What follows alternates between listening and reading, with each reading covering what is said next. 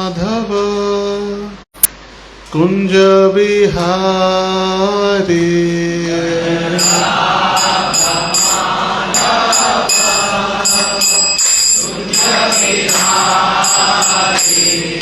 जय राधा माधव कुंज बिहारी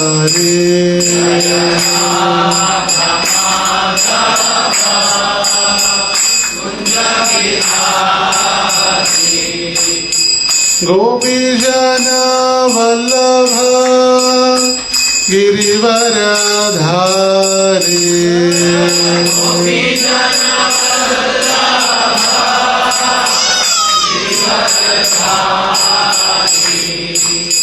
गोपीजन वल्लभ गिरिवरधारी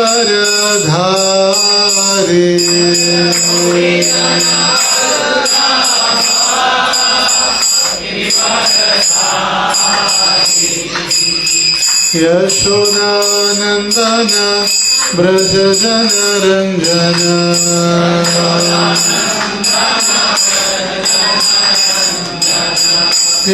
यशोदानंदन ब्रज जन रंजन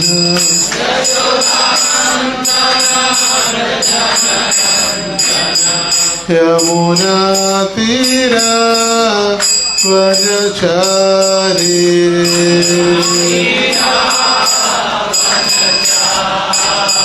यमुना तीरा वनचारी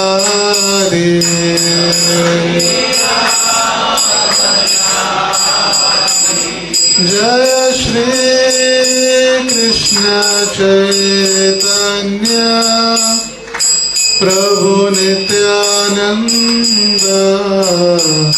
श्री अद्वैत गदाधर श्रीवासादि गौर भक्तवृंद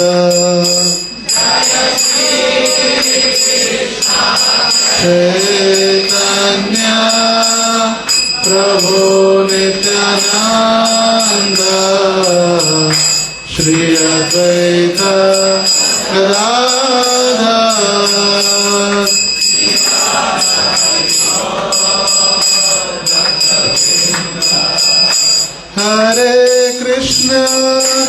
हरे कृष्ण कृष्ण कृष्ण हरे हरे हरे राम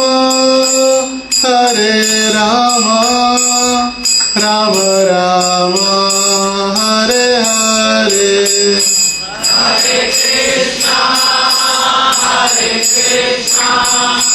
कृष्ण कृष्ण हरे हरे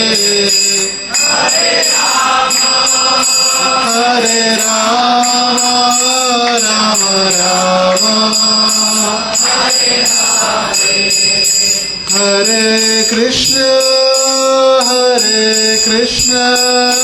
कृष्ण कृष्ण हरे हरे हरे राम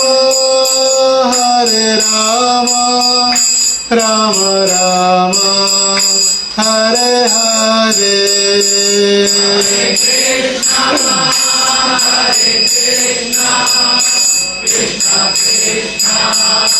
हरे हरे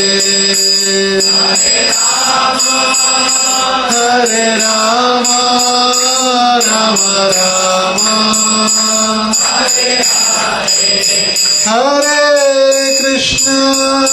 हरे कृष्ण कृष्ण कृष्ण हरे हरे हरे राम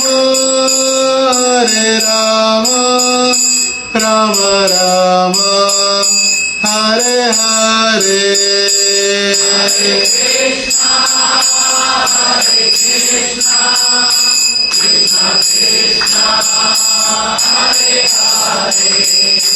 हरे राम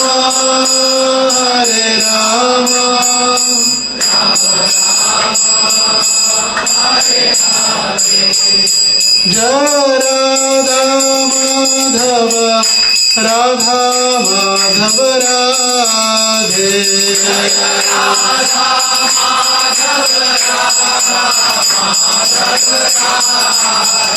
जय राधा गोविंद राधा गोविंद राधे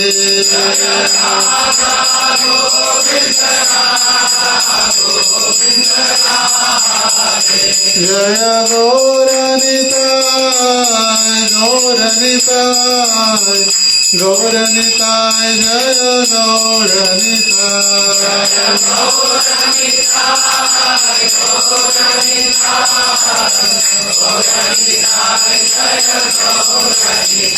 जय जय प्रभुपाद प्रभुपाद प्रभुपाद जय जय प्रभुपाद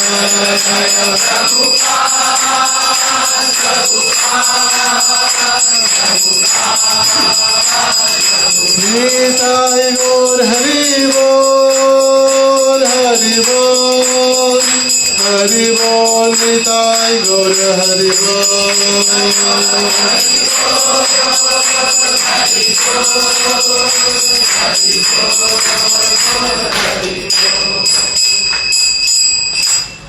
श्री हरिनाम संकीर्तन की जय। श्री श्री राधा माधव की जय। श्री श्री पंचतत्व की जय। श्री प्रहलाद नरसिंह देव की जय। नवद्वीप श्री मायापुर धाम की जय। समवेत गौर भक्त वृंद की जय। निताय गौर प्रेमानंदे हरि हरि। जय जय श्री चैतन्य जय नित्यानंद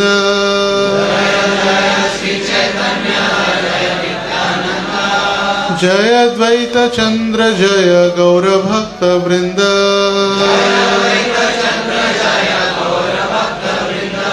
जय जय श्री चैतन्य जय नित्यानंद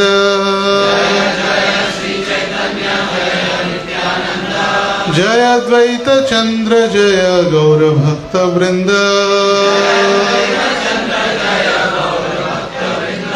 जय जय श्री चैतन्य जय नित्यानंद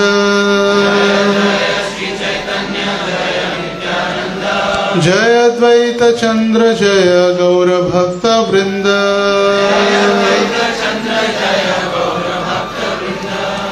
हरे कृष्ण।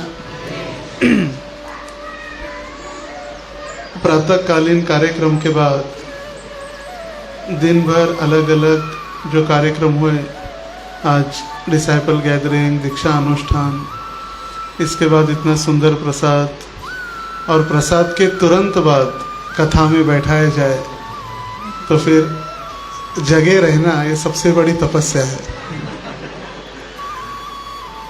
सेई अन्नामृत पाओ बाद में सो जाओ। जैसे महाराज जी बताते हैं कि जब भी ओम नमो भागवते वासुदेवाय कथा प्रारंभ होती है तो धीरे धीरे धीरे आंखें बंद हो जाती हैं और महाप्रसाद ये गोविंदे कहते हैं हम तुरंत तैयार हो जाते हैं। तो सबसे बड़ी तपस्या यही है कि इतना धाम में प्रातःकालीन कार्यक्रम, फिर कथा, दीक्षा अनुष्ठान, प्रवचन, और फिर प्रवचन के उपरांत सुंदर प्रसाद, बंगाली प्रसाद, और उसके उपरांत फिर पुनः तुरंत कथा में।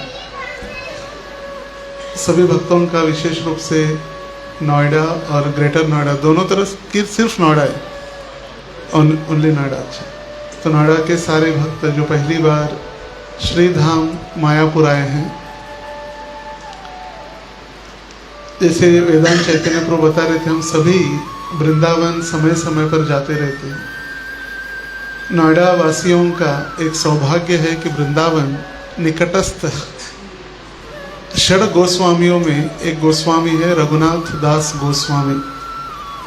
रघुनाथ दास गोस्वामी प्रार्थना करते हैं गोवर्धन पर्वत से।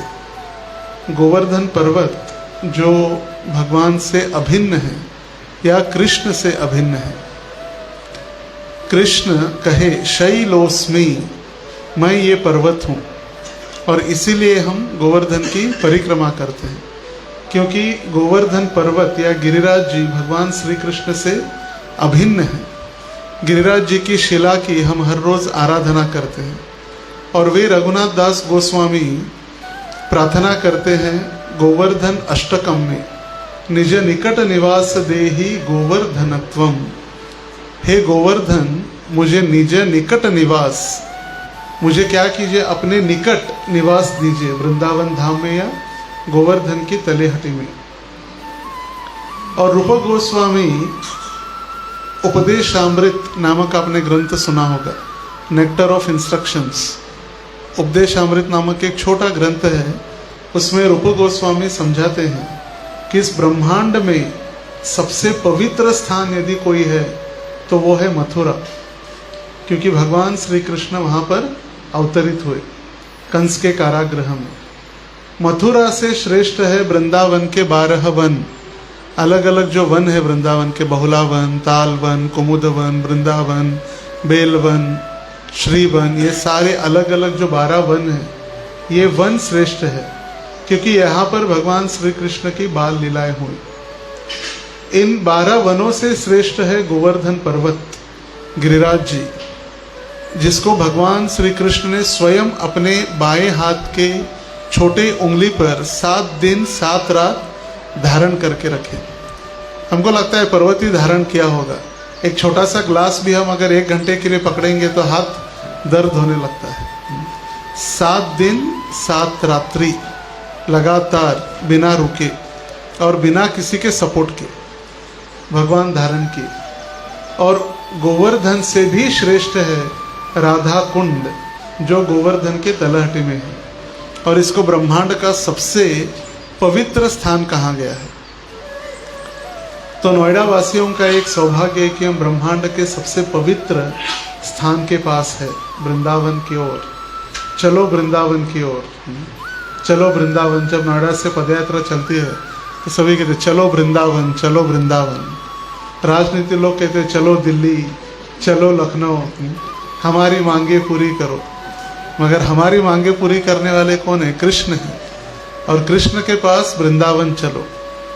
और हम जहाँ अभी बैठे हैं ये भी वृंदावन ही है, ये वृंदावन से अभिन्न है।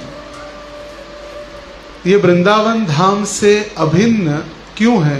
क्योंकि स्वयं श्री कृष्ण इस धाम में अवतरित हुए। अभी कृष्ण वो जो यशोदा और वसुदेव के पुत्र, यशोदा नंद महाराज या वसुदेव देवकी के पुत्र कृष्ण जो वृंदावन में अवतरित हुए, वही यहाँ अवतरित हुए हैं। आचार्यगण प्रार्थना में लिखते हैं, ब्रजेंद्र नंदन जयी सची सुत होइलो सेई, बलराम होइल निताय। ब्रजेंद्र नंदन, ब्रज मतलब वृंदावन, ब्रजेंद्र मतलब वृंदावन के प्रमुख। वृंदावन के प्रमुख या वृंदावन के मुख्य व्यक्ति नंद महाराज थे। क्यों? क्योंकि उनके पास सबसे अधिक गाय हुआ करती थी, इसीलिए उनको वृंदावन के राजा कहा जाता है।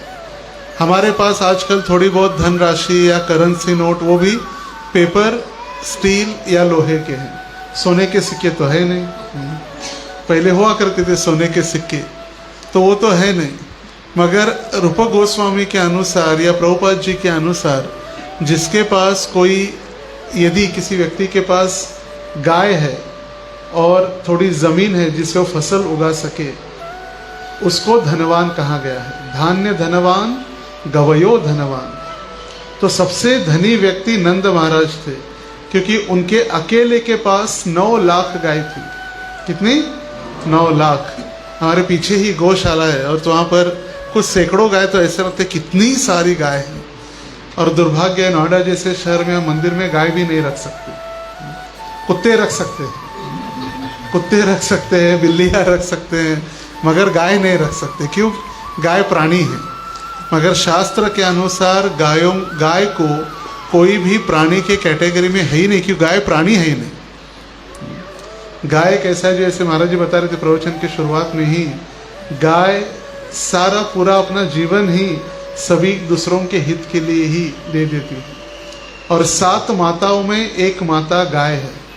सप्त एव मातरः, 7 माताएं जो जन्म देने वाली माता, या हमारी रक्षा करने वाली धात्री नर्स, राजा की पत्नी, ब्राह्मण पत्नी और पृथ्वी और गाय, ये 7 माताओं में गाय का स्थान सबसे महत्वपूर्ण है, क्योंकि जन्म देने वाली माँ के उपरांत गाय ही हमें दूध पिलाती है। तो 9 लाख गाय नंद महाराज के पास सबसे अधिक संख्या, और उनके भाई जितने भी थे उपनंद, सुनंद, उनके पास 5 लाख, 4 लाख, 3 लाख ऐसे गाय। और इसीलिए ब्रजेंद्र मतलब वृंदावन के मुख्य व्यक्ति, ब्रजेंद्र नंदन जय, नंदन मतलब पुत्र, नंद महाराज के पुत्र हुए कौन? सची सुत होइलो सेई। इस धाम में वो सची सुत बनकर आए हैं।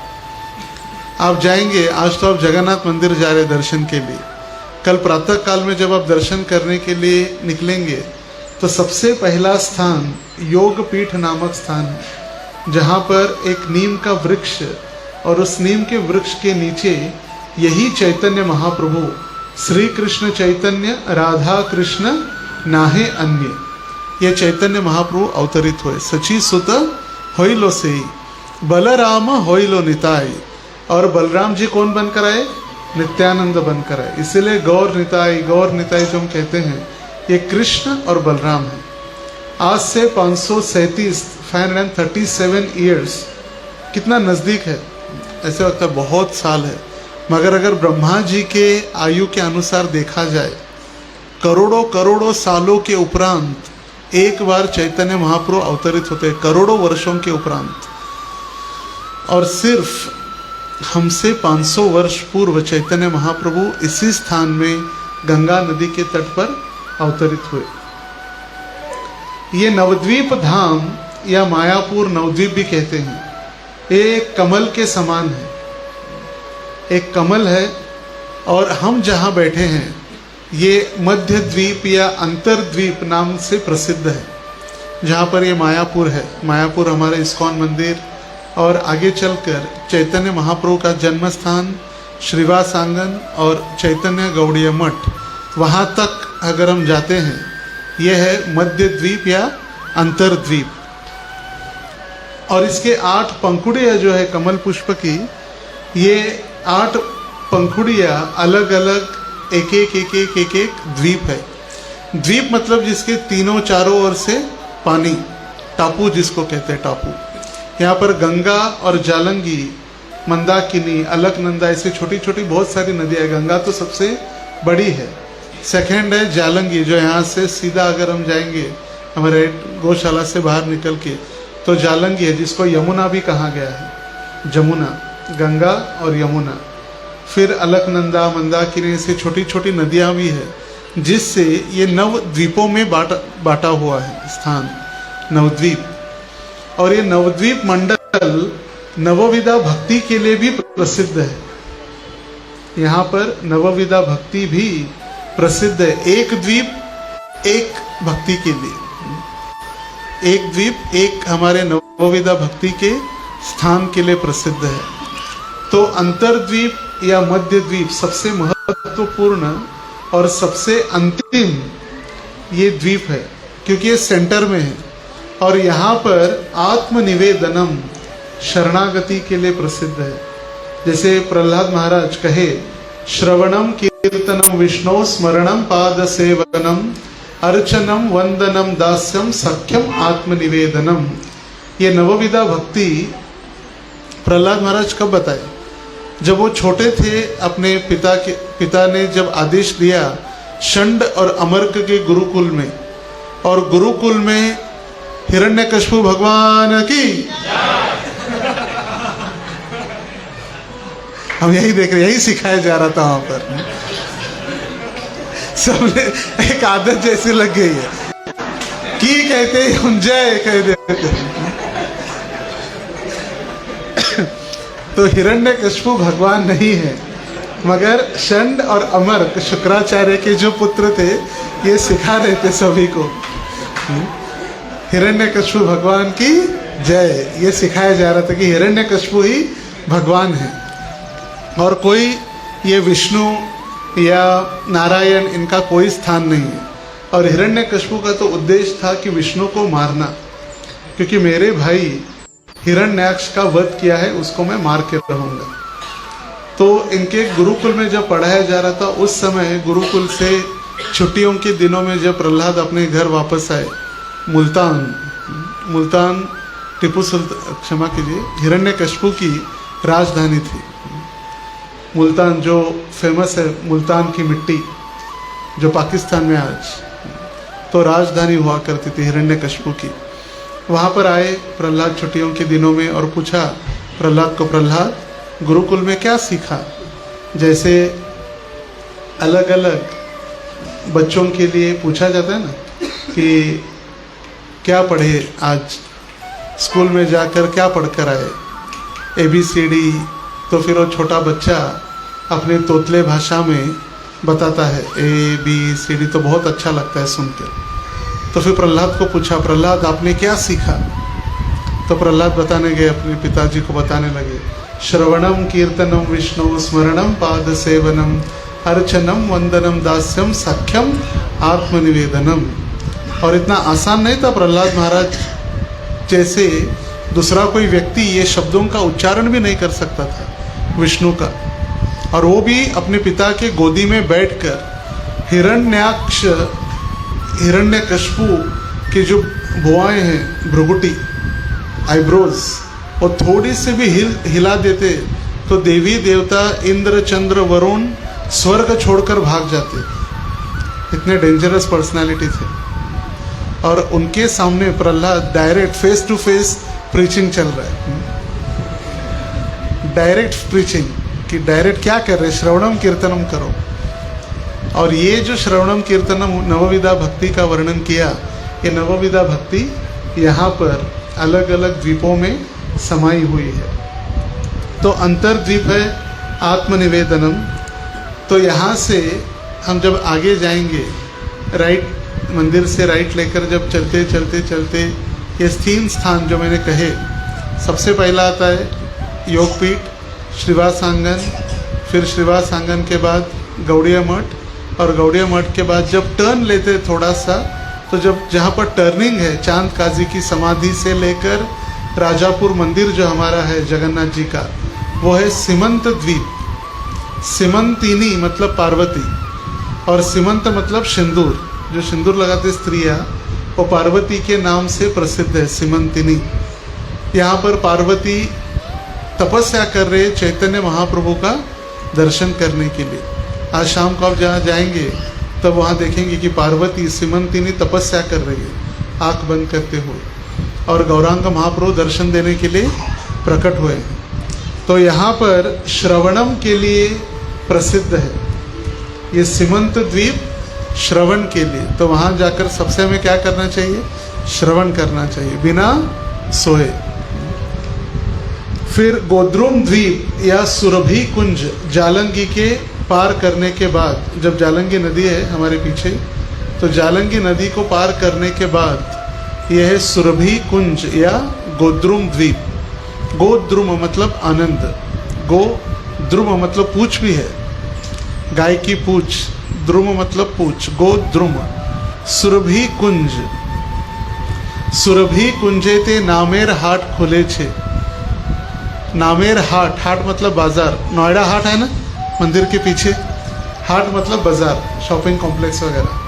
तो नित्यानंद प्रभु ने मार्केट खोला है, कौन सा? हरि नाम का। श्रद्धा मूले शुद्ध नाम से हाटे ते बिकाए। और कंडीशन, या जिसको हरि नाम चाहिए तो मूल्य तो कुछ देना पड़ेगा मार्केट में, फ्री में तो कुछ मिलेगा नहीं। तो पैसा या धन राशि क्या है वहाँ पर? श्रद्धा। जिसके हृदय में भगवान के प्रति श्रद्धा है उसको नित्यानंद प्रभु ये हरि नाम बांट रहे हैं। तो यहाँ पर सुरभि के नाम से प्रसिद्ध हुआ ये कुंज या गोद्रुम द्वीप। जब इंद्र ने भगवान के प्रति अपराध किया और गोवर्धन लीला हुई, तो गोवर्धन लीला नहीं बताएंगे, 7 दिन गोवर्धन उठाया भगवान ने, फिर बारिश हुई, संवर्तक बादलों को बुलाया गया, पूरा हर जगह त्राही त्राही हो गई। फिर इंद्र को पता चला कि मैंने क्या गलती की है। कृष्ण कोई सर्वसाधारण बालक नहीं, ये तो स्वयं कृष्ण भगवान है। तो अभी दोनों के झगड़ा कृष्ण और इंद्र का, तो थर्ड पार्टी किसी को बीच में लाया थोड़ा सा शांत करने के लिए झगड़ा, वो थी सुरभि, जो स्वर्ग से लेकर आए थे सुरभि गाय को। तो सुरभि गाय को आगे रखकर इंद्र गए, प्रार्थना की कृष्ण की, कृष्ण से क्षमा याचना की, और उस सुरभि गाय के दूध से और अपने अश्रु से भगवान के चरणों को धोया, उन्होंने चरण का प्रक्षालन किया। तो जो गोवर्धन पर्वत पर होने के बाद जो पानी गिरा दोनों ओर, एक तरफ हुआ गोविंद कुंड, दूसरी तरफ सुरभि कुंड। ये जो दो कुंड है सुरभि कुंड और गोविंद कुंड एग्जैक्ट एक लाइन में है, और हम पर्वत के ऊपर नहीं चढ़ सकते, चरण नहीं रख सकते, तो हम परिक्रमा करते आएंगे तो एग्जैक्टली गोविंद कुंड के अपोजिट सुरभि कुंड है। तो जब इस सुरभि गाय को पता चला कि आने वाले समय में कलयुग के प्रथम संध्यायाम, कलयुग के शुरुआत में ही कृष्ण पुनः अवतरित होने वाले हैं नवद्वीप में, तो एक वटवृक्ष के नीचे इसी कुंज में वो सुरभि गाय तपस्या करने आई और वहाँ पर रही चैतन्य महाप्रभु की लीला में भाग लेने के लिए, और इसीलिए उसका नाम हुआ सुरभि कुंज। सुरभि गाय का वहाँ पर विग्रह भी है, राधा मदन मोहन है और भक्ति विनोद ठाकुर है, गौरांग महाप्रभु है, और बाहर आने के बाद एक छोटा मंदिर है जिसमें सुरभि का भी दर्शन हो सकता है। इस सुरभि कुंज में नित्यानंद प्रभु ने नाम का बाजार दिया है। तो ये है गोद्रुम द्वीप या सुरभि कुंज, जो कीर्तनम के लिए प्रसिद्ध है, क्योंकि वहाँ से जैसे ISKCON world wide headquarters Mayapur है, और सुरभि कुंज जो है नित्यानंद प्रभु का नाम के मार्केट का, वो है हेडक्वार्टर्स। नाम मार्केट वहाँ पर हेडक्वार्टर्स है, तो वहाँ पर जाके कीर्तन करना सभी के लिए महत्वपूर्ण है। हरे कृष्णा कृष्णा कृष्णा हरे हरे, हरे राम राम राम हरे हरे। तो चौथा द्वीप है मध्य द्वीप, वो है स्मरणम के लिए प्रसिद्ध है। मध्य द्वीप स्मरणम के लिए।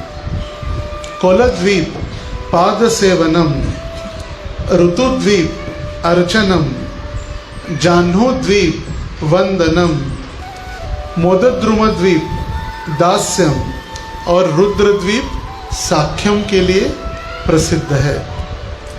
तो जहाँ जहाँ आप दर्शन के लिए जाएंगे, तो आने वाले 3-4 दिनों में ये सारे स्थानों पर आप जाएंगे, तो वहाँ पर अलग अलग विग्रहों के दर्शन, चैतन्य महाप्रभु की लीला स्थली, जैसे एक आम घाटा स्थान है, आम घाटा स्वरूपगंज में। जब आप ये गोद्रुम द्वीप जो मैंने कहा, सुरभि कुंज से जब आगे जाएंगे भक्ति विनोद ठाकुर का घर है, भक्ति विनोद ठाकुर के घर से स्वानंद सुखद कुंज उनके घर का नाम है। वहाँ पर तो रेल ट्रैक नहीं है, मगर थोड़ा सा आगे जाने के बाद दिखेगा। भक्ति विनोद ठाकुर, उनके लिए स्पेशल ट्रेन उनके द्वार पर आती थी, दरवाजे पर स्पेशल उनके लिए ब्रिटिश सरकार ने रेलवे की व्यवस्था की थी। तो उसी ट्रैक पर थोड़ा सा आगे हम जाएंगे तो वहाँ पर एक स्थान है आम घाटा। आम घाटा मतलब आम का बगीचा, जालंगी के घाट पर है। वहाँ पर चैतन्य महाप्रभु के सारे भक्त थे, तो महाप्रभु ने एक आम खाया, मगर सारे भक्तों के लिए आम नहीं था, तो महाप्रभु ने एक आम खा के, जो आम का बीज होता है, वो जमीन पर फेंका, और कुछ ही क्षणों में सारे आम के पेड़ वहाँ पर आ गए, और सारे आम ही आम, सिर्फ कुछ सेकंड्स में। भगवान के लिए कठिन नहीं है, भगवान कुछ भी कर सकते हैं।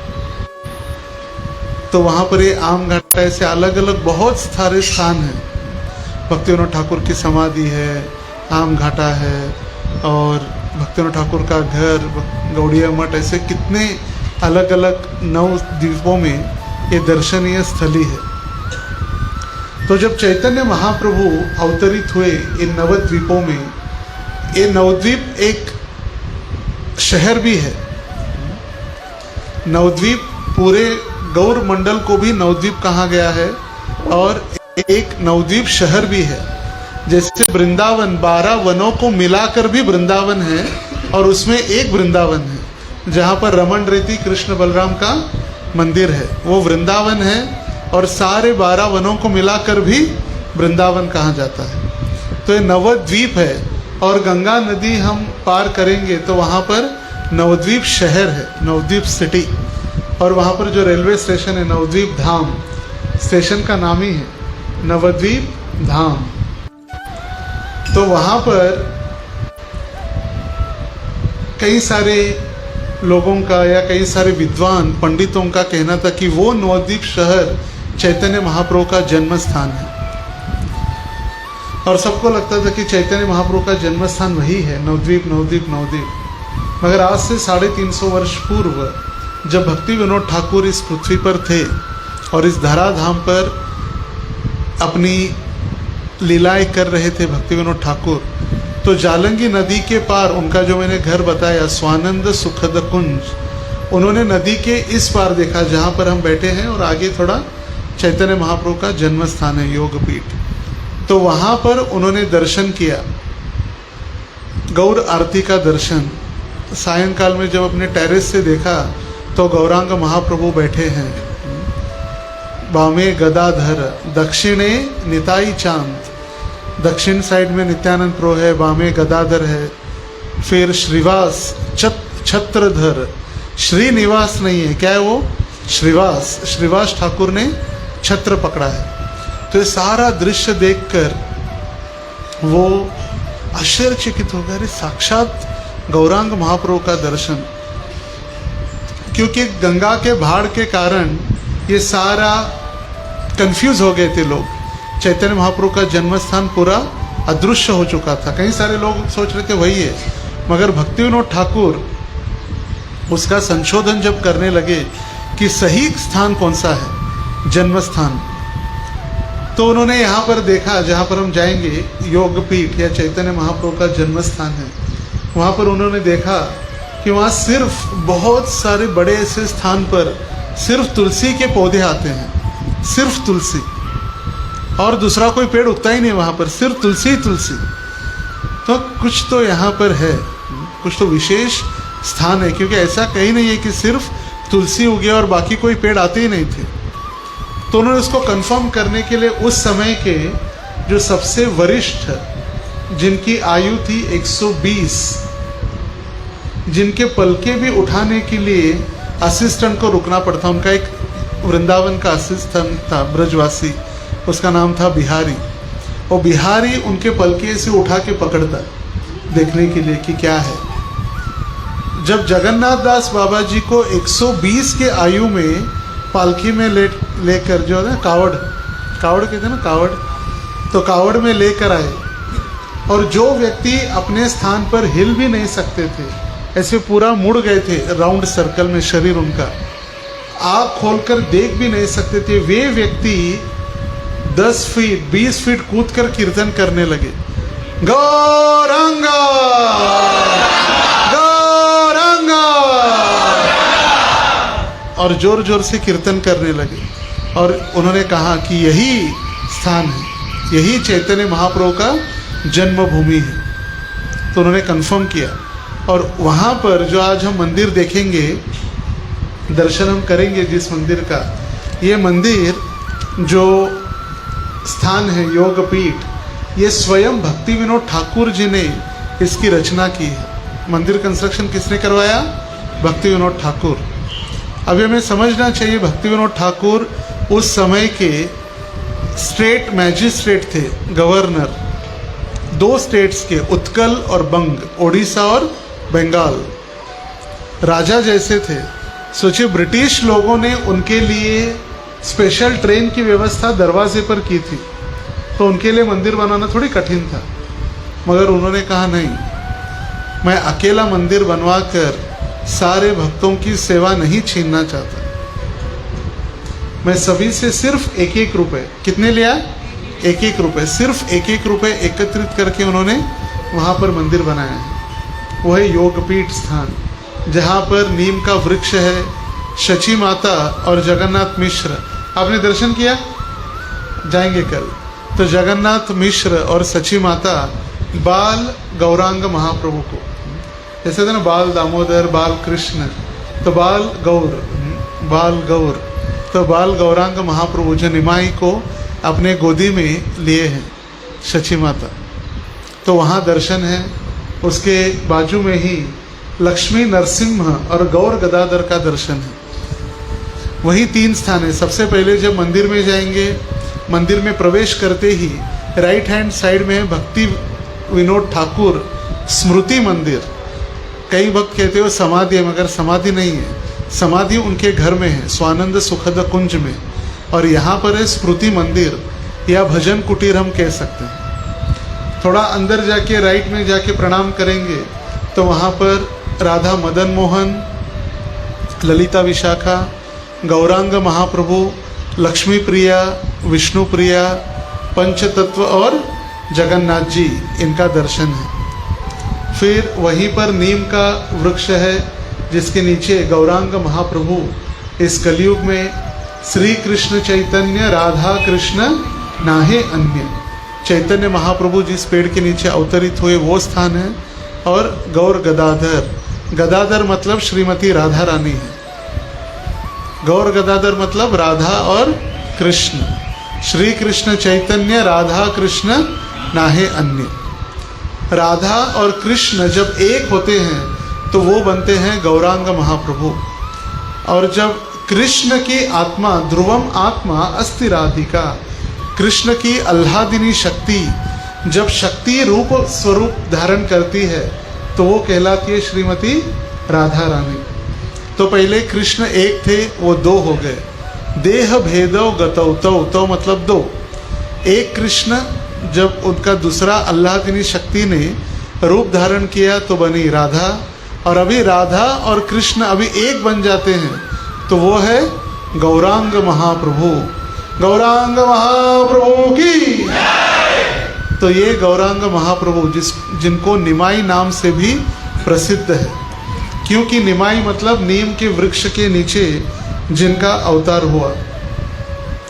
तो सबसे पहले यहाँ से हम जब जाएंगे तो है शिव डोबा। शिव डोबा मतलब शिवजी का स्थान। गोपेश्वर महादेव जैसे वृंदावन में है तो यहाँ के क्षेत्रपाल है शिवजी। जस्ट हमारे मंदिर से थोड़ा सा आगे जाएंगे, हॉस्पिटल के पास ही है गौर नगर, वहाँ पर शिवजी का स्थान है। फिर योगपीठ जहाँ पर हमें दर्शन होंगे। उसके बाद है श्रीवास आंगन। श्रीवास आंगन मतलब श्रीवास ठाकुर का घर, और श्रीवास ठाकुर के घर के बाहर का वरांडा। आंगन नहीं, क्या है आंगन, वहाँ पर लिखा है श्रीवास आंगन, आंगन नहीं है आंगन, मतलब घर के सामने वाला हिस्सा, ओपन स्पेस, गार्डन। तो यहाँ पर चैतन्य महाप्रभु ने हरिनाम संकीर्तन का या हरिनाम के आंदोलन की शुरुआत, फाउंडर चैतन्य महाप्रभु है हरे कृष्ण आंदोलन के, इस्कॉन के नहीं, हरे कृष्ण आंदोलन के, और फाउंडेशन का जो फाउंडर स्थान है वो श्रीवास आंगन है। जैसे नित्यानंद प्रभु का हेड क्वार्टर्स, नाम का हेड महिमा वो है सुरभि कुंज। तो चैतन्य महाप्रभु ने जो कीर्तन प्रारंभ किया उसका स्थान, उसको खोल भांगार डांगा भी कहा जाता है। खोल भांगार डांगा। खोल मतलब मृदंग, भंगार मतलब वो कचरा पेटी वाला भंगार नहीं, भंगार मतलब तोड़ना। जो मृदंग फोड़ने का स्थान वो है। वहाँ पर श्रीवास ठाकुर, उनके भाई श्रीपति, श्री राम और श्रीनिधि, ये चारों भाई उनके घर में रहते थे। और उस स्थान पर चैतन्य महाप्रभु जब कीर्तन करते तो बाहर के जितने भी स्मार्त या काली के भक्त थे, काली पूजा करने वाले, शाक्त जिनको कहते हैं, दुर्गा की पूजा करने वाले, उनको लगता कि ये चैतन्य महाप्रभु के भक्त है या चैतन्य महाप्रभु है, इनको खाने नहीं मिलता होगा दिन भर, इसलिए रात भर चिल्लाते हरि बोल, हरे कृष्ण हरे कृष्ण। जैसे जब मंदिर के ब्रह्मचारी या मंदिर के भक्त हरिनाम संकीर्तन के लिए जाते हैं Saturday morning, every Saturday morning के लिए जब नोएडा में संकीर्तन के लिए जाते हैं तो लोगों को लगता है क्या बेचारे, कुछ खाने पीने है नहीं, काम धंधा नहीं है, इसलिए हरे कृष्णा वाले बन गए। तो ऐसे ही इनको लगता था इनको खाने नहीं मिलता, इसलिए रात में चिल्लाते हैं। तो फिर अलग अलग प्रयास के बावजूद उनका कीर्तन वो बंद नहीं कर पाए। काला जादू, जादू टोना वगैरह बहुत कुछ कुछ उन्होंने प्रयास किया, फिर भी ये कीर्तन उन्होंने बंद नहीं करा पाए। तो वो कंप्लेंट लेकर गए, शिकायत किसके पास? चांद काजी के पास। तो चांद काजी, ये जो मायापुर है उसका नाम था मियाँपुर, मियाँपुर। तो चांद काजी उस समय यहाँ के नवाब हुसैन, यहाँ के प्रमुख थे, राजा। कृष्ण लीला में चांद काजी कंस है। कृष्ण लीला में चांद काजी कौन है? कंस है।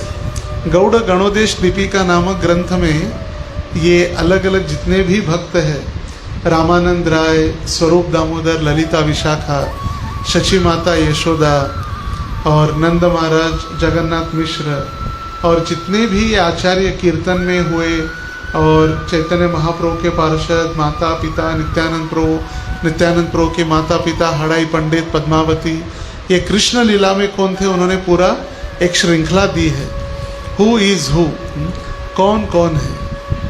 कृष्ण लीला के जितने भी भक्त गौर लीला में कौन बनकर आए।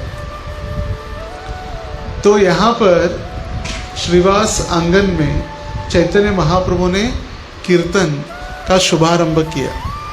एक दिन श्रीवास ठाकुर के पुत्र का देहांत हुआ, और जब देहांत हुआ तो उन्होंने घर वालों को बताया कोई रोना नहीं है, रोना मना है, क्योंकि महाप्रभु आएंगे और कीर्तन में फिर व्यत्यय उत्पन्न होगा, इसलिए कोई रोएगा नहीं। महाप्रभु आए अपने भक्तों के साथ, रात्रि में कीर्तन प्रारंभ हुआ और कीर्तन करते करते करते करते इतना आनंद हर रोज आता है, उतना आनंद की अनुभूति नहीं हो रही थी। तो महाप्रभु ने पूछा कि आज कीर्तन में आनंद क्यों नहीं आ रहा है? तो भक्तों ने कहा महाप्रभु श्रीवास ठाकुर का पुत्र मर चुका है। बोले फिर मुझे बताया क्यों नहीं किसी ने? तो श्रीवास ने कहा कि महाप्रभु आपको बताते तो कीर्तन में व्यत्यय उत्पन्न होता। तो महाप्रभु ने लड़के को उठाया, बोले उठो, क्या सो रहे हो? और उठ गया।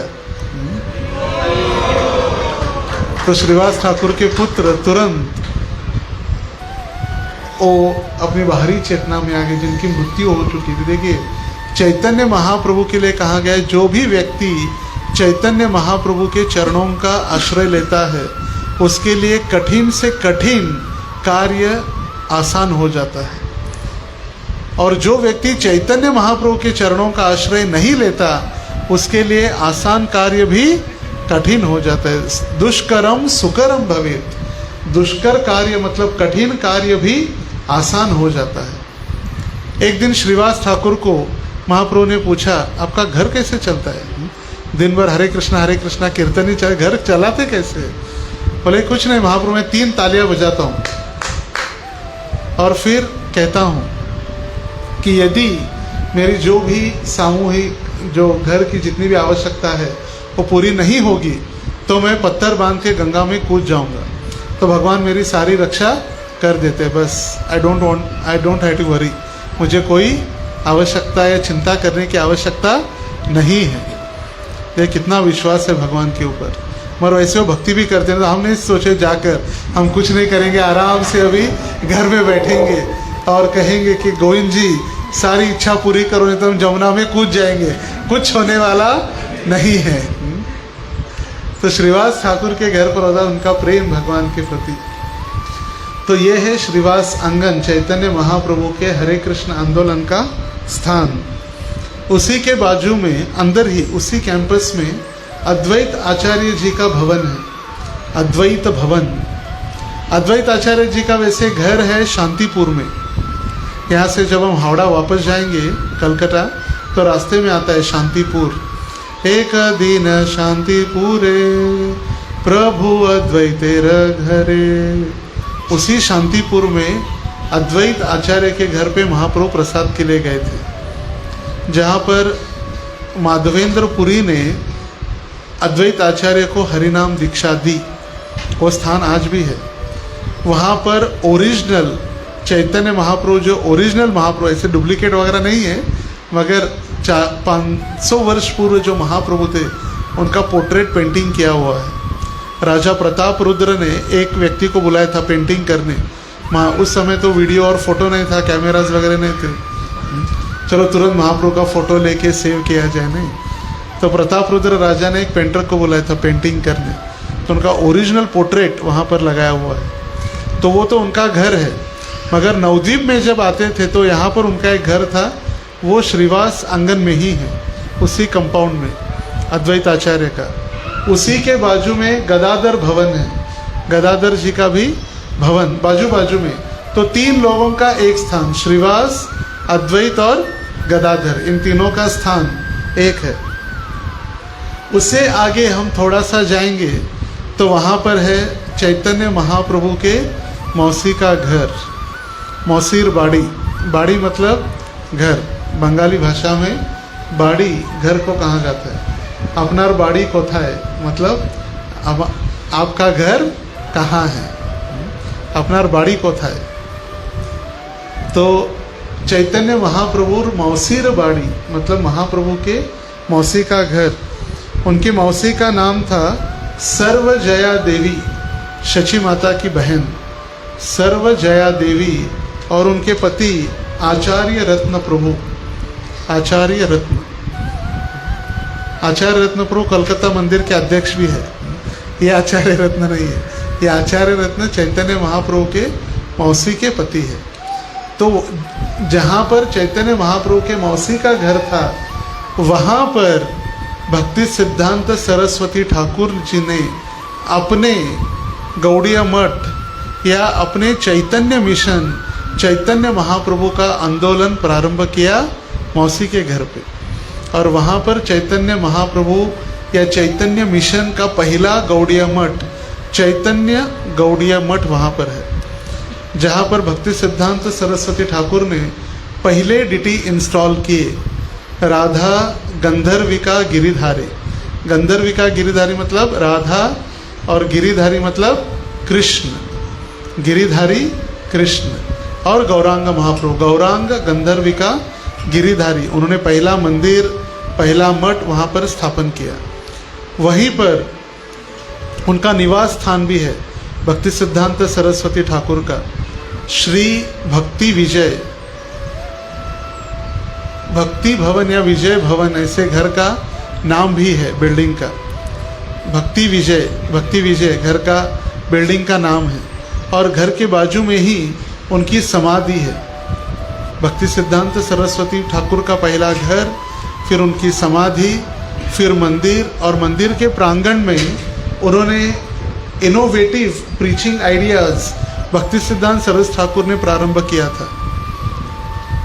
भक्ति सिद्धांत सरस्वती ठाकुर ऐसे पहले सन्यासी थे जो 4 व्हीलर कार में बैठे, जिन्होंने चप्पल पहनी, जिन्होंने ओशन क्रॉस किया, ये सारा उन्होंने किया फर्स्ट।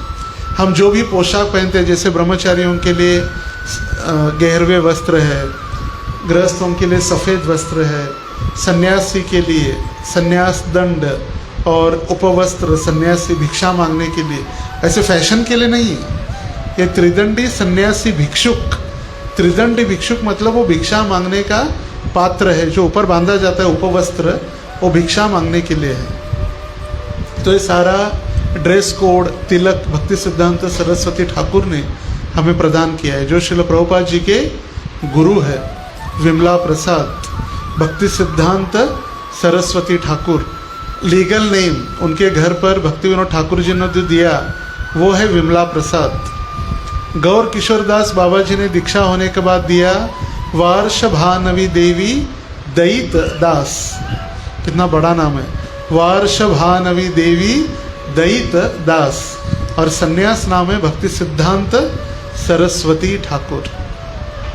तो उनकी समाधि, उन्होंने पहली बार जब मंदिर प्रारंभ किया तो आने वाले दर्शनार्थियों के लिए वैदिक एक्सपो म्यूजियम स्टार्ट किया, जो नोएडा मंदिर में ना एक्सपो, क्या नाम है, कृष्णा एक्सपो, दिल्ली में भी है, महाभारत और भगवत गीता का एक्सपो, वैदिक एक्सपो। तो उसका सबसे पहला एक्सपो प्रदर्शनी भक्ति सिद्धांत सरस्वती ठाकुर ने की है। चैतन्य लीलार प्रदर्शनी, चैतन्य महाप्रभु का जन्म और उनकी सारी बाल लीलाओं के ऊपर। वहीं पर उन्होंने राधा कुंड और श्याम कुंड की भी रचना की है। पूरा वृंदावन ही बसा दिया। गोवर्धन पर्वत की प्रतिकृति बनाई गिरिराज जी की शिला लाकर। तो आप वृंदावन दर्शन में जाते हैं तो वहाँ सिर्फ वृंदावन दर्शन कर सकते हैं और गिरिराज, यमुना, ब्रजभूमि का। मगर आप नवद्वीप धाम आने के बाद आप जब कल हरिहर क्षेत्र भी जाएंगे दर्शन के लिए, गोद्रुम द्वीप के आगे हरिहर क्षेत्र महावाराणसी है, महाबनारस, हरिहर क्षेत्र। यहाँ पर वृंदावन है, बरसाना है, सारे तीर्थ है यहाँ पर है। और पुष्कर क्षेत्र है, पुष्कर में जो ब्रह्मा जी ने सरोवर जो बनाया वो पुष्कर तीर्थ भी है, नरसिम्हपल्ली है, जगन्नाथपुरी है। तो सभी स्थान यहाँ पर है। तो गोवर्धन पर्वत, राधा कुंड, श्याम कुंड, और राधा कुंड के तट पर भक्ति सिद्धांत सरस्वती ठाकुर ने उनके गुरु महाराज कौन थे? गौरकिशोरदास बाबा जी महाराज की, उनकी समाधि वहाँ पर है। तो गुरु और शिष्य दोनों की समाधि साथ साथ है। तो गौरकिशोरदास बाबा जी बहुत नम्र, इतने नम्र, गौर आविर्भाव भूमे स्वम निर्देष्टा सज्जन प्रिय वैष्णव सार्वभौम श्री जगन्नाथाय ते नमः। जगन्नाथ दास बाबा जी ने क्या दिया हमें? चैतन्य महाप्रभु का जन्म स्थान दिया, योगपीठ। और गौर किशोर दास बाबा जी ने क्या दिया? गौर आविर्भाव भूमेस्तम, नहीं, गौर किशोर दास बाबा जी की प्रणति, साक्षात वैराग्य मूर्तये। शुरुआत कैसे उसकी? नमो गौर किशोराय साक्षात वैराग्य मूर्तये विप्रलंभ रसाम्बोधे पादाम भुजाय ते नमः। जो वैराग्य के साक्षात मूर्तिमान स्वरूप, जैसे हम सुनते हैं वैष्णव सेवा, गुरु सेवा करनी चाहिए, तो ये भक्ति सिद्धांत सरस्वती ठाकुर गौर किशोरदास बाबा जी की सेवा करते थे। कैसे? गौर किशोरदास बाबा जी नवद्वीप धाम में जहाँ पर भक्त रहते हैं या गांव वाले रहते हैं, वहाँ नहीं रहते थे। गांव वाले जहाँ शौच क्रिया करने के लिए जाते थे वहाँ रहते थे, क्योंकि कोई उनके डिस्टर्ब न करे भजन करने में। एक बार शौच क्रिया करके आने के बाद कोई जाएगा क्या वहाँ पर? नहीं। कितना सुगंध है देखने जाएगा? नहीं। तो इसीलिए वहाँ रहती थी, कोई मुझे आके यहाँ डिस्टर्ब न करे बार बार मेरे भावमंत्र में या मेरे जप में। और भक्ति सिद्धांत सरस्वती ठाकुर वो स्थान झाड़ू से साफ करते और झाड़ू अपने सीने पर लगाकर रोते कृष्ण के लिए और प्रार्थना करते कि मुझे मेरे गुरु जी का अनुग्रह, मुझे दीक्षा प्राप्त करनी है। गौर किशोरदास बाबा जी के एकमात्र शिष्य विमला प्रसाद या भक्ति सिद्धांत सरस्वती ठाकुर हुए, तो उनकी समाधि भी वहीं है। हर एक स्थान का एक एक महात्म्य, 2-2 घंटे की कथा हो सकती है हर स्थान में, और फिर इतना करेंगे तो फिर दर्शन के लिए जाने में अंधेरा हो जाएगा। तो गौर किशोरदास बाबा जी की समाधि, भक्ति सिद्धांत सरस्वती ठाकुर समाधि, गंधर्विका, गिरिधारी, गौरांग महाप्रभु, राधा कुंड और श्याम कुंड, हम बार बार बता रहे क्योंकि वहाँ जाने का जो सारे दर्शन आपको करने हैं कल प्रातः काल में। उससे थोड़ा सा आगे जाएंगे तो वहाँ पर है चांद काजी की समाधि। उसे जब आगे जाएंगे तो चांद काजी ये कंस जिसने चैतन्य महाप्रभु की लीला में काजी का रूप धारण किया, और जब इसके पास कंप्लेंट हुई कि लोग चिल्लाते हरि बोल चिल्लाते, सोने नहीं देते, तो उन्हें अपने सैनिकों को भेजकर मृदंग तोड़ दिया था, कीर्तन बंद करवाया था। तो उस दिन उसके रात्रि में नरसिंहदेव प्रकट हुए स्वप्न में, और नरसिंहदेव ने उनको घबरा दिया। दूसरे दिन जब उठे तो डरे हुए थे, और चैतन्य महाप्रभु अपने सारे भक्तों के साथ मशाल लेकर हमारी मांगे पूरी करो, मशाल का पूरा सारे हजारों भक्त वहाँ पर पहुँचे, तो देख के ही डर गया था। फिर महाप्रभु ने उनको समझाया, बोले क्यों, वैसे तो रिश्ते में आप हमारे मामा लगते हैं। कौन है? कंस मामा, पूतना मौसी, क्योंकि दूध पिलाने आई थी। तो कंस थे, तो उन्होंने कहा आप क्यों ऐसे कर रहे? तो महाप्रभु से वार्तालाप करने के बाद उन्हें कहा आज के बाद कोई भी व्यक्ति आपका ये कीर्तन बंद नहीं करेगा। और जो फोड़ा हुआ मृदंग जो है, खोल भांगार डागा, मतलब वो स्थान जो है वो श्रीवास आंगन में वो टूटा हुआ मृदंग आज भी रखा हुआ है, जिसका आप दर्शन कर सकते हैं। जब कभी भी हम दर्शन करेंगे तो आंखें खोलकर दर्शन करना है, आँख खोलकर। बार बार देखो, 1000 बार देखो, देखने की चीज़ वही है, भगवान के विग्रह। वैसे क्या होता है, प्राय जब हम मंदिर में जाते तो आँख बंद कर लेते हैं, तो क्या दर्शन है होता नहीं, और फिर मुड़ने के बाद आँख खोल के देखने लगते हैं क्या क्या है वहाँ पर। तो जब हम श्रीवास आंगन में जाएंगे तो वहाँ पर भी राधा, मदन मोहन, नरसिम्हदेव, पंचतत्व, गौर निताई और उनके भक्त, और वो फोड़ा हुआ मृदंग रखा हुआ है। तो एक स्थान रह गया, जब हम भक्ति सिद्धांत सरस्वती ठाकुर की समाधि चैतन्य मठ है, चैतन्य मठ से शुरुआत में जहाँ पर चैतन्य मठ की गेट है, गेट से राइट जब लेंगे थोड़ा सा तो मुरारी गुप्ता का घर है, मुरारी गुप्तार पाठ, श्री पाठ मतलब उनका घर। और मुरारी गुप्ता कौन है? जय हनुमान, हनुमान जी है। बजरंग बली की, तो ये बजरंग बली है मुरारी गुप्त। ये सदैव राम राम राम राम का जप कर रहे थे। तो सभी भक्तों ने कहा कृष्ण जप करो, तो उन्हें अपनी जिह्वा पकड़ के भी प्रयास किया कृष्ण नाम करने के लिए, मगर हुआ नहीं। जिह्वा पकड़ के भी राम राम राम राम राम चलते रहा। फिर चैतन्य महाप्रभु ने अपने महाप्रकाश लीला में उनको दर्शन दिया, मैं वही जय गौर सेई कृष्ण सेई जगन्नाथ, जय गौर सेई कृष्ण सेई श्री राम।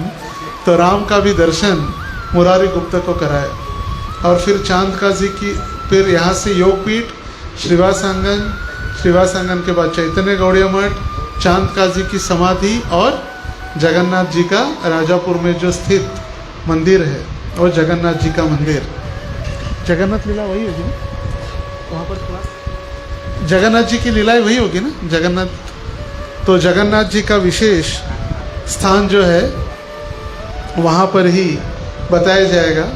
तो ये सीमंत द्वीप में चांद काजी की समाधि, जगन्नाथ मंदिर और श्रीधर का भवन है। श्रीधर कोला बेचा, कोला बेचा मतलब केले बेचने वाला, श्रीधर। ये 3 स्थान सीमंत द्वीप में है। ये जगन्नाथ जी का मंदिर राजापुर में जो है, ये जगन्नाथपुरी से अभिन्न है, जगन्नाथपुरी से अभिन्न है। 16वीं शताब्दी में जगन्नाथ जी यहाँ पर प्रकट हुए, 16वीं शताब्दी में महाप्रभु के समय में ही। एक भक्त थे जगन्नाथ जी के, वो हर वर्ष जगन्नाथ जी की यात्रा में जगन्नाथपुरी जाते, 4 महीने वही चातुर्मास में रहते, मगर उनको एक रोग के कारण उनके आंखों की दृष्टि चली गई, अंधे हो गए। तो चलकर 900 किलोमीटर जगन्नाथपुरी जाना उनके लिए प्राय कठिन हो गया। तो जगन्नाथ जी ने स्वप्न में आकर बताया कि तुम गंगा में स्नान करो, और गंगा में स्नान करते हुए आपके सर के ऊपर जो लकड़ा, एक ब्रह्म, दारू ब्रह्म लकड़ा जो स्पर्श करेगा, वो लकड़ा लेकर आओ और आप उसके विग्रह बनाओ। पुनः जगन्नाथ जी का प्राकट्य मायापुर धाम में। तो व्यक्ति के आंखें भी वापस आ गई और जगन्नाथ जी वहाँ पर प्रकट हुए।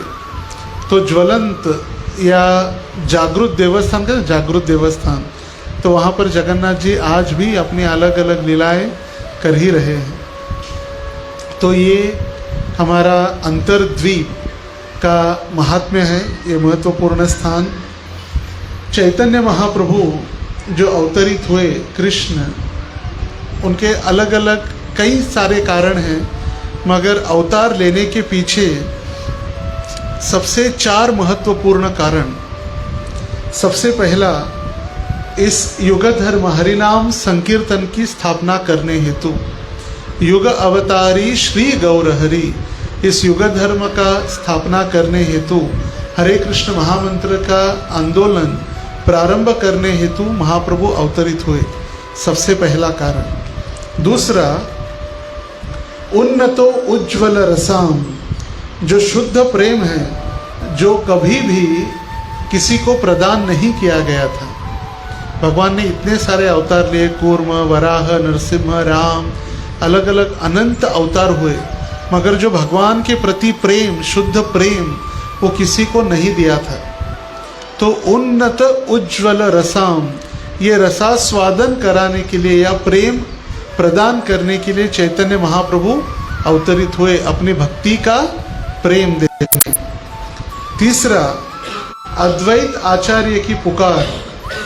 अद्वैत आचार्य ने पुकारा था, दया करो सीतापति अद्वैत गोसाई, तव कृपा बले भाई चैतन्य निताय। उन्होंने, अद्वैत आचार्य जब शांतिपुर में थे तो उन्हें इस कलयुग की दुष्ट परिस्थिति देखकर, इस कलयुग की बुरी हालात देखकर उन्होंने भगवान को पुकारा था। गोमतीय तंत्र नामक एक ग्रंथ में उनको श्लोक प्राप्त हुआ, तुलसी दल मात्रेण जलस्य चुलुकेण वा विक्रीडितम स्वमात्मानं भक्तेभ्यो भक्तवत्सलः। तुलसी दल मात्रेण, तुलसी का एक पत्र, जलस्य चुलुकेण वा, हाथ में जितना पानी आता है, जैसे कहते हैं ना चुल्लू भर पानी में डूब मरो, चुलुकेण वा मतलब हाथ में। तो थोड़ा सा जल और तुलसी का दल अर्पण करने से भगवान इतने दयालु और भक्तवत्सल है कि अपने आप को ही भक्तों के अधीन करा देते हैं। तो ये श्लोक जब सुना, उन्होंने पढ़ा, तो फिर उन्होंने शालिग्राम शिला की आराधना की और भगवान को पुकारा। अद्वैत आचार्य महाविष्णु और सदाशिव, इनके एकत्रित अवतार हैं। महाविष्णु और सदाशिव, इन दोनों को मिलकर अवतरित हुए, वो है अद्वैत आचार्य। चैतन्य महाप्रभु स्वयं कृष्ण हैं, बलराम जी नित्यानंद है, अद्वैत आचार्य महाविष्णु और सदाशिव है, गदाधर पंडित श्रीमती राधा रानी है और श्रीवास नारद मुनि है। नारायण नारायण। तो पंचतत्व का दर्शन करेंगे तो हमें किसका किसका दर्शन होगा? कृष्ण, बलराम, महाविष्णु और सदाशिव, राधा रानी और नारद जी। तो 5 ये खड़े हैं पंचतत्व के रूप में। तो अद्वैत आचार्य की पुकार। और चौथा कारण, ये चौथा कारण जो है जिसमें 3 महत्वपूर्ण इच्छाएं चैतन्य महाप्रभु की या कृष्ण की 3 इच्छाएं। सबसे पहली इच्छा राधा रानी का कृष्ण प्रेम जो है उसका आस्वादन करने। राधा रानी क्या आस्वादन कर रही है, राधा रानी क्या आनंद प्राप्त कर रही है, ये प्रेम का आस्वादन करने स्वयं कृष्ण आए। और राधा रानी क्या कर रही है जिसको ये आनंद प्राप्त हो रहा है? राधा रानी ऐसे कर क्या रही है? जो शुद्ध भक्ति कर रही है उसका रसास्वादन करने। तो अपने भक्ति स्वयं करके स्वयं भक्त का एक भूमिका निभाते हुए चैतन्य महाप्रभु अवतरित हुए। और तीसरा, राधा प्रेम का आस्वादन करने के लिए। राधा रानी का जो प्रेम है भगवान के प्रति, वो प्रेम का आस्वादन करने के लिए। तो ये 4 महत्वपूर्ण उद्देश्य से चैतन्य महाप्रभु अवतरित हुए। सबसे पहला युग धर्म हरिनाम संकीर्तन की स्थापना। दूसरा, शुद्ध प्रेम, उन्नत उज्ज्वल रस, उसको सारे बद्ध जीवों को बांटने। तीसरा, अद्वैत आचार्य की पुकार को सुनकर भगवान अवतरित हुए।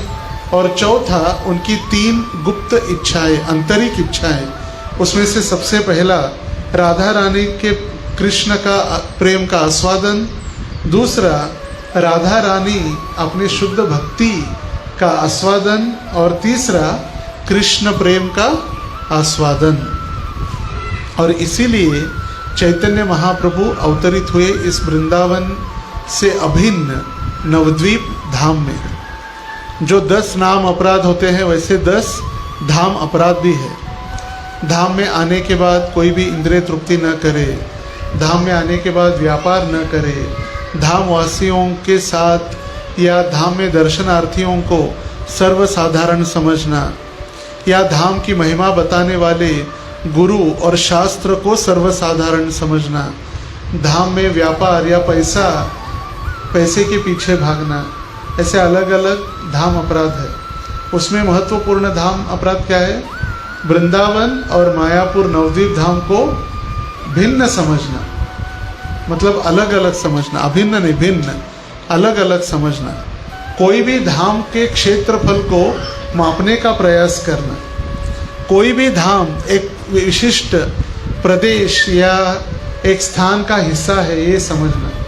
भले ही नवद्वीप मायापुर धाम पश्चिम बंगाल में है, मगर नहीं भी, ये आध्यात्मिक पूर्ण रूप से शुद्ध है और भगवान की लीला के उपरांत ये स्वयं गोलोक धाम में वापस चला जाएगा। जैसे वृंदावन में आज भी 3 चीज़ें एज इट इज़ है, जैसे कृष्ण के समय में थी। कौन सी? Number 1 Yamuna ji, number 2 Govardhan, number 3 Braj की रज। ये तीनों एज इट इज़ है। वैसे नवद्वीप धाम भी एज इट इज़ है। तो नवद्वीप धाम में हम वृंदावन धाम से अभिन्न हैं। यहाँ पर स्वयं राधा माधव, अष्ट सखी, प्रहलाद नरसिम्हा, पंचतत्व विराजमान हैं। और हमारे कैंपस के अंदर भी बहुत सारे स्थान हैं। श्रील प्रभुपाद जी की भजन कुटीर 1972 से है, जहाँ पर गौर निताई प्रभुपाद जी के विग्रह है। प्रभुपाद जी के पर्सनल क्वार्टर जहाँ प्रभुपाद रहे, बिल्डिंग बनने के बाद लोटस बिल्डिंग में उनके रूम्स है, लाइब्रेरी है, TOEP का मंदिर है और अलग अलग पीछे गौशाला है, गुरुकुल है, ये भी अनेक दर्शनीय स्थली है। तो आज अभी प्रवचन के उपरांत सभी डायरेक्टली चलेंगे जगन्नाथ मंदिर, राजापुर जगन्नाथ बलदेव सुभद्रा महारानी की।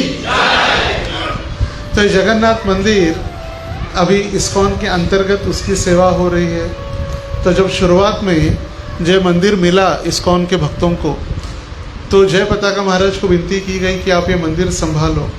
तो महाराज सोच ही रहे थे, तब तक भक्तों ने सेवा प्रारंभ कर दी थी। वहाँ पर एकदम भाव विभोर होकर भक्त आनंदी हो गए थे, सेवा प्रारंभ हो चुकी थी। और एक दिन एक भक्त, टूटा फूटा मंदिर था, कोई ध्यान दे नहीं रहा था मंदिर में।